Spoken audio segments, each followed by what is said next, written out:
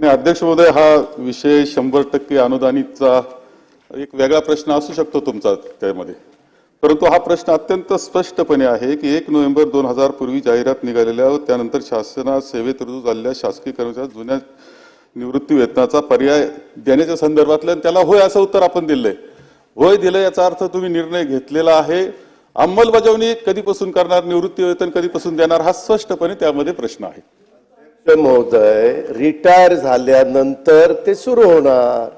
ते batch retire होती 2030 ला.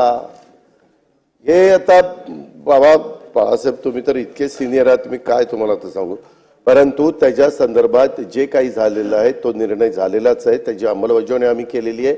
आता त्याच्या पुढचे जे होते त्याच्याबद्दल नागपूरच्या अधिवेशनामध्ये सन्माननीय सदस्य बाळासाहेब थोरात त्याच्याबद्दलची चर्चा झाली आणि त्याच्यात बाबा इथून पुढे जे काही पेन्शन देता येत नाही तर त्याच्याऐवजी 10% कर्मचाऱ्यांनी भरायचे, 14% राज्य सरकारने भरायचे, अशी ती रक्कम वाढत जाणार आहे.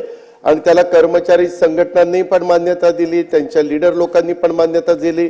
नागपूरलाच मुख्यमंत्री आणि दोन्ही उपमुख्यमंत्री अशी ती बैठक झालेली आहे. ह्यामध्ये प्रश्न राहिलेला आहे तो जिल्हा परिषदेचा राहिलेला आहे. जिल्हा परिषदेचा प्रस्ताव ग्रामविकास खात्याकडनं फायनान्सकडे आलेला होता. त्याच्यातल्या थोड्याशा काही त्रुटी राहिलेल्या आहेत. जिल्हा परिषदेचा पण कर्मचारी हा सरकारचाच संबंधित आहे आणि तो निर्णय आम्ही त्याचा प्रस्ताव आल्यानंतर आम्हाला फक्त एवढीच माहिती पाहिजे की ती संख्या किती आहे, त्याच्याबद्दलचं बर्डन किती होणार आहे, काय होणार आहे, त्याची माहिती मागितलेली आहे. 5व्या महिन्यात का फाईल आलेली होती. मी सगळं त्याचं ब्रीफिंग घेतलेलं आहे आणि मला सभागृहाला ह्या उत्तराच्या निमित्तानं सांगायचं की तो प्रस्ताव आल्यानंतर त्यामध्ये देखील सहानुभूतीपूर्वक त्यांना निर्णय देण्याच्या बद्दलचा कार्यवाही सरकारकडनं केली जाईल.